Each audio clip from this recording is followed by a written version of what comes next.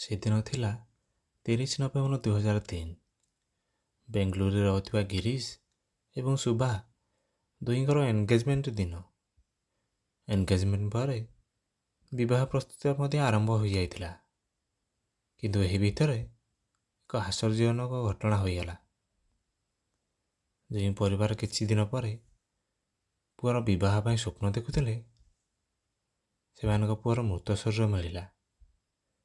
ସେ ପୁଣି ଏନଗେଜମେଣ୍ଟର 4 ଦିନ ପରେ। ପ୍ରକୃତରେ ଏନଗେଜମେଣ୍ଟର 4 ଦିନ ପରେ ପୁଅର ମୃତ୍ୟୁ କେମିତି ହେଲା? ହତ୍ୟାକାରୀ କିଏ ଥିଲେ ଏବଂ ସେମାନେ ଗିରୀଶକୁ କ'ଣ ପାଇଁ ହତ୍ୟା କଲେ? ସବୁଠାରୁ ଗୁରୁତ୍ୱପୂର୍ଣ୍ଣ କଥା ହେଉଛି ଯେ ଏହି କେସର ପର୍ଦ୍ଦାଫାଶ କେମିତି ହେଲା। ଚାଲନ୍ତୁ ଜାଣିବା ଏହି ଭିଡ଼ିଓରେ ସବୁକିଛି ବିସ୍ତୃତ ଭାବରେ। ସେହି ସମୟରେ ଏହି ମାମଲାଟି ସମ୍ପୂର୍ଣ୍ଣ ବେଙ୍ଗଲୁରୁ ସହରରେ ଖେଳି ଯାଇଥିଲା। ଗିରୀଶଙ୍କର ହତ୍ୟା ପରଫେକ୍ଟ ପ୍ଲାନିଂ ସହିତ କରାଯାଇଥିଲା, କିନ୍ତୁ ପୋଲିସ ହତ୍ୟାକାରୀଙ୍କୁ ଖୋଜି ବାହାର କଲେ ଏବଂ ଯେଉଁ ଉପାୟରେ ପୋଲିସ ସେମାନଙ୍କୁ ଧରିଲା ତାହା ଅତି ପ୍ରଶଂସାଦାୟକ ଥିଲା। ତେଣୁ ସବୁକିଛି ଜାଣିବାକୁ ଭିଡ଼ିଓଟିକୁ ଶେଷ ପର୍ଯ୍ୟନ୍ତ ଦେଖନ୍ତୁ। କିନ୍ତୁ ପ୍ରଥମେ ଆମ ଚ୍ୟାନେଲଟିକୁ ସବସ୍କ୍ରାଇବ୍ କରି ବେଲ୍ ଆଇକନକୁ ଦବାଇ ଦିଅନ୍ତୁ। ଏହି କାହାଣୀର 2ଟି ଗୁରୁତ୍ୱପୂର୍ଣ୍ଣ ଚରିତ୍ର ରହିଛି।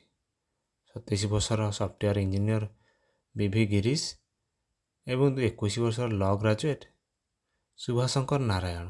2003 ମସିହାରେ ଗିରୀଶ ଏକ ଇଣ୍ଟେଲ କମ୍ପାନୀରେ ସଫ୍ଟୱେୟାର ଇଞ୍ଜିନିୟର ଭାବରେ କାର୍ଯ୍ୟ କରୁଥିଲେ। ସେତେବେଳେ ସୁଭା ବେଙ୍ଗଲୁରୁର BMS କଲେଜରେ ପାଠ ପଢ଼ୁଥିଲେ। ସୁଭା ଏବଂ ଗିରୀଶଙ୍କର ପରିବାର ବେଙ୍ଗଲୁରୁ ଆଖପାଖରେ ରହୁଥିଲେ। ଉଭୟ ପରିବାର ମଧ୍ୟରେ ପ୍ରାୟ 15 ବର୍ଷର ବନ୍ଧୁତା ଥିଲା। 2003 ମସିହାର ଶେଷରେ ଗିରୀଶ ଏବଂ ସୁଭାଙ୍କର ପରିବାର ଲୋକ ପରସ୍ପର ଆଲୋଚନା କରି ଗିରୀଶ ଏବଂ ସୁଭାଙ୍କର ବିବାହ କରିବାକୁ ନିଷ୍ପତ୍ତି ନେଲେ। ସବୁକିଛି ସ୍ଥିର ହେବା ପରେ 30 ନଭେମ୍ବର 2003ରେ ଅତି ଧୁମଧାମରେ ଗିରୀଶ ଏବଂ ସୁଭାଙ୍କର ଏନଗେଜମେଣ୍ଟ ହେଲା। ଏନଗେଜମେଣ୍ଟ ପରେ ଏହା ସ୍ଥିର ହୋଇଥିଲା ଯେ ଏପ୍ରିଲ 2004ରେ ଦୁହିଁଙ୍କର ବିବାହ କରିବେ। ଏପର୍ଯ୍ୟନ୍ତ ସବୁକିଛି ଠିକ୍ଠାକ୍ ଥିଲା। ବାସ୍ତବରେ ପର୍ଦ୍ଦା ପଛରେ ଆଉ ଏକ ଭିନ୍ନ କାହାଣୀ ଚାଲିଥିଲା। କିଛି ଲୋକଙ୍କ ଦ୍ୱାରା ଏକ ଗମ୍ଭୀର ଷଡ଼ଯନ୍ତ୍ର ସୃଷ୍ଟି କରାଯାଉଥିଲା। ଯାହା ହେଉ ଏନଗେଜମେଣ୍ଟ ପରେ ଉଭୟ ପରିବାର ବିବାହ ପାଇଁ ପ୍ରସ୍ତୁତି ଆରମ୍ଭ କରିଦେଲେ। ଗିରୀଶ ଏବଂ ସୁଭା ମଧ୍ୟ ପରସ୍ପର ସହ କଥାବାର୍ତ୍ତା ଆରମ୍ଭ କରିଦେଲେ। ଦିନେ ସୁଭା ଗିରୀଶକୁ ଡିନର ପାଇଁ ଡାକିଲେ। ସୁଭାଙ୍କର କଥା ଶୁଣି ଗିରୀଶ ଡିନର ପାଇଁ ପ୍ରସ୍ତୁତ ହୋଇଗଲେ। 3 ଡିସେମ୍ବର 2003ର ସନ୍ଧ୍ୟାରେ ଗିରୀଶ ଅଫିସରୁ କାମ ସାରି ସେ ସିଧାସଳଖ ସୁଭା ଦେଇଥିବା ଲୋକେସନରେ ପହଞ୍ଚିଗଲେ ଏବଂ ତାପରେ ସେ ସୁଭାଙ୍କ ସହିତ ଡିନର ପାଇଁ ଚାଲିଗଲେ। ଡିନର ଯିବା କଥା ଗିରୀଶ ତାଙ୍କ ପରିବାରଙ୍କୁ କହିଥିଲେ ଏବଂ ସେ ସେମାନଙ୍କୁ ଏହା ମଧ୍ୟ କହିଥିଲେ ଯେ ସେ ରାତି 10ଟା ସୁଦ୍ଧା ଘରକୁ ଫେରି ଆସିବେ। କିନ୍ତୁ 10ଟାରୁ ଅଧିକ ସମୟ ହୋଇଗଲା, ହେଲେ ଗିରୀଶ ଘରକୁ ଫେରିଲେ ନାହିଁ। ଗିରୀଶଙ୍କର ପରିବାର ପୁଅକୁ ଅପେକ୍ଷା କରିଥିଲେ। ସେହି ସମୟରେ ବେଙ୍ଗଲୁରୁ ମଣିପାଲ ହସ୍ପିଟାଲରୁ ଗିରୀଶଙ୍କର ବାପା ମାଆଙ୍କୁ ଗୋଟେ କଲ୍ ଆସିଲା ଆଉ ସେମାନେ କହିଲେ କି ତୁମ ପୁଅ ବହୁତ ଗମ୍ଭୀର ଅବସ୍ଥାରେ ଡାକ୍ତରଖାନାରେ ଭର୍ତ୍ତି ହୋଇଛନ୍ତି। ଏହି ଖବର ଶୁଣିବା ପରେ ଗିରୀଶଙ୍କର ବାପା ମା ତୁରନ୍ତ ସୁଭାକୁ କଲ୍ କଲେ। ତାପରେ ସୁଭା ତାଙ୍କୁ କହିଲେ ଯେ ଯେତେବେଳେ ଆମେ ଡିନର ସାରି ଫେରୁଥିଲୁ ସେତେବେଳେ କିଛି ଗୁଣ୍ଡାମାନେ ଆମଠାରୁ ଟଙ୍କା ଲୁଟିବାକୁ ଚେଷ୍ଟା କଲେ ଏବଂ ଗୁଣ୍ଡାମାନେ ସେହି ସମୟରେ ଗିରୀଶକୁ ମାଡ଼ ମାରିଲେ। ଏହି କାରଣରୁ ତାଙ୍କର ଅବସ୍ଥା ଏବେ ବହୁତ ଖରାପ ହୋଇଯାଇଛି। ଏହା ଶୁଣିବା ପରେ ଗିରୀଶଙ୍କର ବାପା ମା ଡାକ୍ତରଖାନାରେ ପହଞ୍ଚିଗଲେ। ଗିରୀଶଙ୍କର ଅବସ୍ଥା ସେତେବେଳେ ବହୁତ ଖରାପ ହୋଇଯାଇଥିଲା। ଡାକ୍ତରମାନେ ଗିରୀଶକୁ ବଞ୍ଚାଇବାକୁ ଯଥାସମ୍ଭବ ଚେଷ୍ଟା କରିଥିଲେ, କିନ୍ତୁ 4 ଡିସେମ୍ବର 2003ରେ ସକାଳ 8ଟାରେ ଗିରୀଶକୁ ଡାକ୍ତର ମୃତ ଘୋଷଣା କରିଦେଇଥିଲେ। ଏହା ଅର୍ଥ ଏନଗେଜମେଣ୍ଟର 4 ଦିନ ପରେ ଗିରୀଶଙ୍କର ମୃତ୍ୟୁ ହୋଇଗଲା। ଗିରୀଶଙ୍କର ବାପା ମାଆଙ୍କ ପାଇଁ ଏହା ବହୁତ ବଡ଼ ସକ୍ ଥିଲା। ଯେଉଁ ପରିବାରରେ ପୁଅର ବିବାହ ପାଇଁ ସ୍ୱପ୍ନ ଦେଖୁଥିଲେ, ବର୍ତ୍ତମାନ ପୁଅର କୋକେଇ ସଜା ହେଉଛି। ମୃତ୍ୟୁ ପରେ ସେହିଦିନ ଅର୍ଥାତ୍ 4 ଡିସେମ୍ବର 2003ରେ ଗିରୀଶଙ୍କର ବାପା ଭେଙ୍କଟେଶ ବିବେକନଗର ପୋଲିସ ଷ୍ଟେସନରେ ଏହି ଘଟଣା ସମ୍ବନ୍ଧରେ ଏକ ଏଫଆଇଆର୍ ଫାଇଲ୍ ଦାଖଲ କରେ। ଏଫଆଇଆର୍ ଫାଇଲ୍ ଦାଖଲ କରିବା ପରେ ପୋଲିସ ମଧ୍ୟ ଅନୁସନ୍ଧାନ ଆରମ୍ଭ କରିଦେଲେ। ଏହି ମାମଲାରେ ପୋଲିସ ପାଖେ ଏକମାତ୍ର ସାକ୍ଷୀ ଥିଲା ଯିଏକି ସେହି ଘଟଣା ସମୟରେ ଗିରିଶଙ୍କ ସହ ଉପସ୍ଥିତ ଥିବା ଶୁଭା। ଏଫଆଇଆର୍ ଦାଖଲ କରିବା ପରେ ପୋଲିସ ସର୍ବପ୍ରଥମେ ଶୁଭାଙ୍କର ବୟାନ ନେଇଥିଲେ। ଶୁଭା ତାଙ୍କର ଷ୍ଟେଟମେଣ୍ଟରେ ଏହି ବୟାନ ଦେଇଥିଲେ ଯେ ସେଦିନ ସେମାନେ ବେଙ୍ଗାଲୁରୁର ଏକ ବଡ଼ ରେଷ୍ଟୁରାଣ୍ଟରେ ଡିନର କରିଥିଲେ ଏବଂ ତାପରେ ସେମାନେ ଘରକୁ ଫେରୁଥିଲେ। ରାସ୍ତାରେ ଯେତେବେଳେ ସେମାନେ ରିଙ୍ଗ ରୋଡ଼ ଉପରେ ଥିବା ଏୟାର ଭ୍ୟୁ ପାସ୍ କରୁଥିଲେ ସେତେବେଳେ ଶୁଭା ଗିରିଶଙ୍କୁ ଏୟାର ଭ୍ୟୁ ପଏଣ୍ଟରେ ଗାଡ଼ି ରଖିବା ପାଇଁ ଅନୁରୋଧ କରିଥିଲେ। ପ୍ରକୃତରେ ସେହି ଏୟାର ଭ୍ୟୁ ପଏଣ୍ଟରେ ବିମାନ ବନ୍ଦରରୁ ଫ୍ଲାଇଟ୍ ଗୁଡ଼ିର ଟେକ୍ଅଫ୍ ଏବଂ ଲ୍ୟାଣ୍ଡିଂ ଦେଖାଯାଏ। ଶୁଭାଙ୍କର ରିକ୍ୱେଷ୍ଟ ଯୋଗୁଁ ଗିରିଶ ତାଙ୍କର ସ୍କୁଟରକୁ ସେଇଠି ରଖିଥିଲେ ଏବଂ ତାପରେ ଦୁହେଁ ସେଠାରେ ଠିଆ ହୋଇ ସେଠାକାର ଏୟାର ଭ୍ୟୁ ଦେଖୁଥିଲେ। ଶୁଭାଙ୍କର ବୟାନ ମୁତାବକ ସେମାନେ ସେଇଠି କିଛି ସମୟ ପାଇଁ ରହିଥିଲେ। ସେତେବେଳେ କିଛି ଗୁଣ୍ଡା ସେଠାକୁ ଆସି ତାଙ୍କଠାରୁ ଚୋରି କରିବାକୁ ଚେଷ୍ଟା କଲେ। ଶୁଭାଙ୍କ ବୟାନ ଅନୁଯାୟୀ ଗିରିଶ ସେହି ଗୁଣ୍ଡାମାନଙ୍କୁ ବିରୋଧ କଲେ। ଏହା ଭିତରେ ଗୋଟିଏ ଗୁଣ୍ଡା ଲୁହା ରଡ଼ରେ ଗିରିଶଙ୍କର ମୁଣ୍ଡକୁ ଜୋରରେ ପିଟିଦେଲା ଏବଂ ସେଠାରୁ ସେ ପଳାଇଲା। ଲୁହା ରଡ଼ରେ ଆକ୍ରମଣ ହେତୁ ଗିରିଶ ସେଇଠି ଅଚେତ ହୋଇଗଲେ। ଏହି ଆକ୍ରମଣ ପରେ ଶୁଭା କିଛି ଲୋକଙ୍କୁ ସାହାଯ୍ୟ ମାଗିଲେ। କିଛି ସମୟ ପରେ ଜଣେ କାର୍ ଡ୍ରାଇଭର ସେଠାରେ ତାଙ୍କ କାର୍କୁ ଅଟକାଇଲେ। ସେହି କାର୍ ସାହାଯ୍ୟରେ ଶୁଭା ଗିରିଶକୁ ମଣିପାଲ ହସ୍ପିଟାଲକୁ ନେଇଗଲେ। ଆଉ ସଙ୍ଗେ ସଙ୍ଗେ ଏହି ଘଟଣାର ସୂଚନା ଗିରିଶଙ୍କର ପରିବାର ଲୋକଙ୍କୁ ଦେଇଥିଲେ। ପୋଲିସକୁ ଶୁଭାଙ୍କର ଷ୍ଟେଟମେଣ୍ଟରେ କୌଣସି ଆଡ଼ୁ ମିଛ ଲାଗୁନଥିଲା। ଏମିତିରେ ବି ସେହି ରିଙ୍ଗ ରୋଡ଼ ଚାରିପାଖରେ ଅନେକ ଲୁଟପାଟ ମଧ୍ୟ ହୋଇଛି। ସେଥିପାଇଁ ପୋଲିସ ମଧ୍ୟ ଶୁଭାଙ୍କର ବୟାନକୁ ବିଶ୍ୱାସ କରିଥିଲେ ଏବଂ ଏହି ମାମଲାକୁ ପୋଲିସ ଚୋରି କେସ୍ ଭାବି ଅନୁସନ୍ଧାନ ଜାରି ରଖିଲେ। ଅନେକ ସପ୍ତାହ ଧରି ଏହି ମାମଲାର ଅନୁସନ୍ଧାନ ଜାରି ରହିଲା କିନ୍ତୁ ପୋଲିସକୁ କିଛି ବି ସଫଳତା ମିଳିଲା ନାହିଁ। ଏହି ଅନୁସନ୍ଧାନ ପରେ ପୋଲିସକୁ ସୂଚନା ମିଳିଲା ଯେ ଗିରିଶଙ୍କର ମୃତ୍ୟୁର 4 ଦିନ ପୂର୍ବରୁ ତାଙ୍କର ଏନଗେଜମେଣ୍ଟ ହୋଇଥିଲା। ଏହି ମାମଲାକୁ ଭଲ ଭାବେ ବୁଝିବା ପାଇଁ ପୋଲିସ ଗିରିଶ ଏବଂ ଶୁଭାଙ୍କର ଏନଗେଜମେଣ୍ଟ ଭିଡ଼ିଓ ଦେଖିବାକୁ ସ୍ଥିର କଲେ।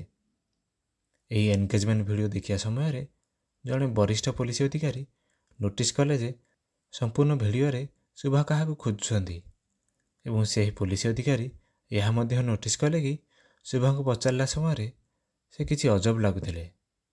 ଶୁଭାଙ୍କର ଏହି ଅଜବ ଆଚରଣ ହେତୁ ପୋଲିସର ସନ୍ଦେହ ହୋଇଥିଲା କିନ୍ତୁ ପୋଲିସ କିଛି କରିବା ପୂର୍ବରୁ ତାଙ୍କର ଅନୁସନ୍ଧାନ ଜାରି ରଖିଥିଲା।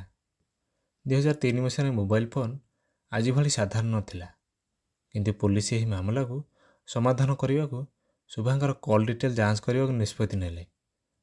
ଯେତେବେଳେ ପୋଲିସକୁ ଶୁଭାଙ୍କର କଲ୍ ଡିଟେଲ ମିଳିଲା ସେ ଦେଖିଲେ ଯେ ଶୁଭା ଗୋଟିଏ ନମ୍ବରରେ ବହୁତ ଥର କଥା ହୋଇଛନ୍ତି। କେବଳ ଏତିକି ନୁହେଁ, ଗିରିଶଙ୍କର ଯେଉଁଦିନ ମୃତ୍ୟୁ ହୋଇଥିଲା ଅର୍ଥାତ୍ 3 ଡିସେମ୍ବର 2003ରେ ଶୁଭା ଗୋଟିଏ ନମ୍ବରରୁ ଅତି କମ୍ରେ 73 ଥର କଲ୍ କରିଥିଲେ ଏବଂ 100 ଥର ମେସେଜ କରିଥିଲେ। ପୋଲିସ ଯେତେବେଳେ ଏହି ନମ୍ବର ବିଷୟରେ ଯାଞ୍ଚ କଲେ ସେତେବେଳେ ଜାଣିଲେ ଯେ ଏହି ନମ୍ବର ଅରୁଣ ବର୍ମା ନାମକ ଜଣେ ବ୍ୟକ୍ତିର ଥିଲା। ଅରୁଣ ବର୍ମା ବିଷୟରେ ଅଧିକ ସୂଚନା ଜାଣିବାକୁ ସେ ଚେଷ୍ଟା କଲେ। ପୋଲିସ ଜାଣିବାକୁ ପାଇଲେ ଯେ ଅରୁଣ ବର୍ମା BMS କଲେଜରେ ଲ'ର ପ୍ରଥମ ବର୍ଷର ଛାତ୍ର ଥିଲେ। କଲେଜରେ ସେ ଶୁଭାଠାରୁ 2 ବର୍ଷ ଜୁନିୟର ଥିଲେ। ଏହାପରେ ପୋଲିସ ସେହି କଲେଜକୁ ଯାଇ ସୂଚନା ସଂଗ୍ରହ କରିବା ଆରମ୍ଭ କଲେ। ଅନୁସନ୍ଧାନ ସମୟରେ ପୋଲିସ ସେମାନଙ୍କ ସାଙ୍ଗମାନଙ୍କଠାରୁ ଏହା ଜାଣିବାକୁ ପାଇଲେ କି ପ୍ରକୃତରେ ଅରୁଣ ଏବଂ ଶୁଭା ପରସ୍ପରକୁ ଭଲ ପାଉଥିଲେ। ଏହାପରେ ଅଧିକ ସୂଚନା ଜାଣିବା ପାଇଁ ପୋଲିସ ସେହି କଲେଜରୁ ଅରୁଣକୁ ଥାନାକୁ ନେଇଯାଇଥିଲେ। ପଚରାଉଚରା ସମୟରେ ଅରୁଣ କହିଲେ କି ତାଙ୍କର ଦୋସ୍ତି ନିଶ୍ଚିତ ଭାବେ ଥିଲା କିନ୍ତୁ ଗିରିଶଙ୍କର ହତ୍ୟା ମାମଲାରେ ଅରୁଣଙ୍କର କୌଣସି ହାତ ନଥିଲା।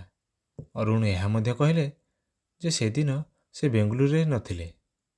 ପୋଲିସଙ୍କ ପାଖେ ଅରୁଣ ବର୍ମାଙ୍କ ବିରୁଦ୍ଧରେ ଅଧିକ ପ୍ରମାଣ ନଥିଲା ତେଣୁ ସନ୍ଦେହ ସତ୍ତ୍ୱେ କିଛି ସମୟ ପଚରାଉଚରା ପରେ ଅରୁଣ ବର୍ମାଙ୍କୁ ଛାଡ଼ିଦେଲେ କିନ୍ତୁ ପୋଲିସ ତାଙ୍କ ଉପରେ ନଜର ରଖିଥିଲେ। ଏହି ଟ୍ରିକ୍ରୁ ପୋଲିସକୁ ଏକ ବଡ଼ ବ୍ରେକ୍ ସୋ ମିଳିଲା କାହିଁକିନା ଯେତେବେଳେ ପୋଲିସ ଅରୁଣ ବର୍ମାକୁ ଛାଡ଼ିବାକୁ ଅନୁମତି ଦେଲେ ସେ ତୁରନ୍ତ ପୋଲିସ ଷ୍ଟେସନରୁ ବାହାରି ଶୁଭାଙ୍କ ସହ ଫୋନରେ କଥାବାର୍ତ୍ତା ହେଲେ। ବର୍ତ୍ତମାନ ପୋଲିସ ଟିକେ ବୁଝିପାରିଲେ ଯେ ଏହି କାହାଣୀରେ କିଛି ଅଛି ଯାହା ତାଙ୍କଠାରୁ ଲୁଚି ରହିଛି।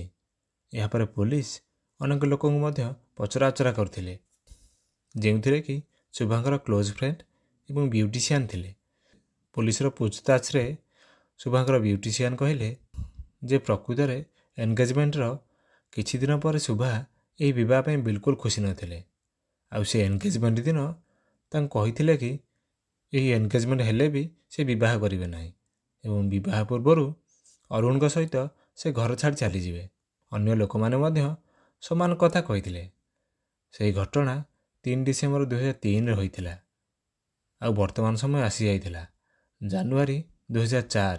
ବର୍ତ୍ତମାନ ଯାଏଁ ଏହି କେସ୍ରେ କେହି ଗିରଫ ହୋଇନଥିଲେ, କିନ୍ତୁ କିଛି ଲୋକଙ୍କର ବୟାନ ଦ୍ୱାରା ପୋଲିସ ସନ୍ଦେହ ଶୁଭାଙ୍କ ଉପରେ ବହୁତ ଗମ୍ଭୀର ହୋଇଗଲା ଏବଂ ତାପରେ ପୋଲିସ ଶୁଭାଙ୍କୁ ପଚରାଉଚରା କଲେ।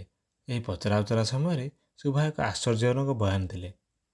ଶୁଭାଙ୍କ ବୟାନ ଅନୁଯାୟୀ ଶୁଭା ପ୍ରକୃତରେ ଅରୁଣ ବର୍ମାଙ୍କୁ ଭଲ ପାଉଥିଲେ ଏବଂ ତାଙ୍କୁ ବିବାହ କରିବାକୁ ଚାହୁଁଥିଲେ, କିନ୍ତୁ ପରିବାର ଲୋକଙ୍କୁ ଏହା ମଞ୍ଜୁର ନଥିଲା।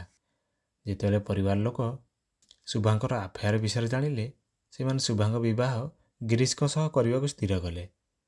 ଶୁଭା ଏହି ବିବାହକୁ ରୋକିବାକୁ ବହୁତ ପ୍ରକାରର ଚେଷ୍ଟା ମଧ୍ୟ କରିଥିଲେ, କିନ୍ତୁ ଏହି ମାମଲା ଏନଗେଜମେଣ୍ଟ ପର୍ଯ୍ୟନ୍ତ ପହଞ୍ଚିଗଲା। ଏନଗେଜମେଣ୍ଟ ପରେ ଶୁଭାଙ୍କୁ ଲାଗିଲା ଯେ ଏହି ବିବାହ ହୋଇଯିବ ବୋଲି, ତେଣୁ ଏହି ବିବାହ ବନ୍ଦ କରିବାକୁ ସେ ତାଙ୍କ ବୟଫ୍ରେଣ୍ଡ ଅରୁଣଙ୍କୁ ସାହାଯ୍ୟ ମାଗିଲେ।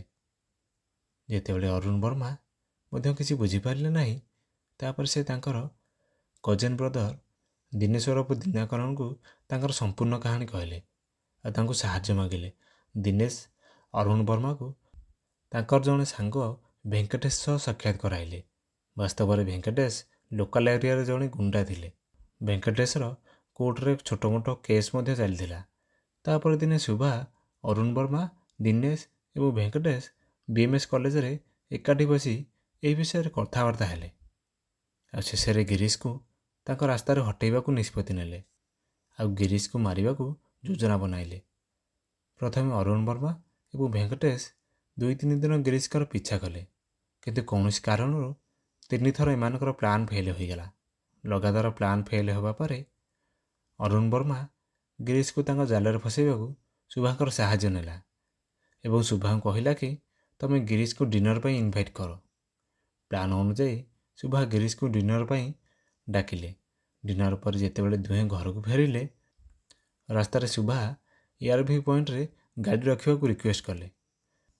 ଶୁଭାଙ୍କର ରିକ୍ୱେଷ୍ଟ ପରେ ଗିରୀଶ ଏୟାରଭ୍ୟୁ ପଏଣ୍ଟରେ ଗାଡ଼ି ରଖି ବିମାନର ଲ୍ୟାଣ୍ଡିଂ ଏବଂ ଟେକ୍ଅଫ୍ ଦେଖୁଥିଲେ। SMS ମାଧ୍ୟମରେ ଶୁଭା ଏହି ସୂଚନାକୁ ଅରୁଣ ବର୍ମା ଏବଂ ତାଙ୍କ ସାଙ୍ଗମାନଙ୍କୁ ପଠାଇଥିଲେ ଆଉ କହିଲେ କି ଏମାନେ ଏୟାରଭ୍ୟୁ ପଏଣ୍ଟ ପାଖରେ ଅଛନ୍ତି। ସୂଚନା ପାଇବା ମାତ୍ରେ ଅରୁଣ ବର୍ମା, ଦିନେଶ, ଭେଙ୍କଟେଶ ଏବଂ ତାଙ୍କ ସାଙ୍ଗମାନେ ସେହି ଜାଗାରେ ପହଞ୍ଚିଗଲେ। ଯେତେବେଳେ ଗିରୀଶ ଏୟାରଭ୍ୟୁ ପଏଣ୍ଟର ଦୃଶ୍ୟକୁ ଉପଭୋଗ କରୁଥିଲେ, ସେତେବେଳେ ଭେଙ୍କଟେଶ ଏକ ବଡ଼ ଲୁହା ରଡ଼୍ରେ ଗିରୀଶଙ୍କର ମୁଣ୍ଡକୁ ଜୋରରେ ପିଟିଥିଲେ। ଆଘାତ ପାଇବା ମାତ୍ରେ ଗିରୀଶ ସେଠାରେ ବେହୋସ ହୋଇପଡ଼ିଲେ। ଆକ୍ରମଣ ପରେ ଅରୁଣ ବର୍ମା, ଦିନେଶ ଏବଂ ଭେଙ୍କଟେଶ ସେଠାରୁ ପଳାଇଗଲେ।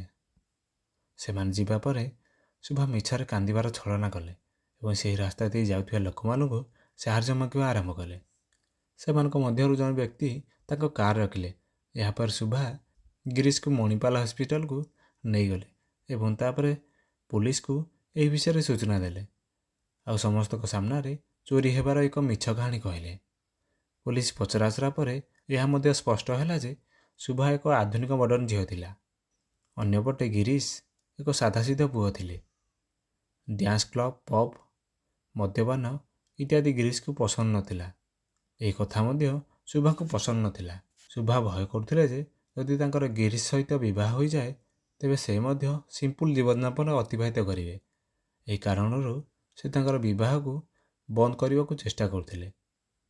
ଏହାପରେ ଗିରୀଶକୁ ହତ୍ୟା କରିବାକୁ ନିଷ୍ପତ୍ତି ନେଇଗଲେ।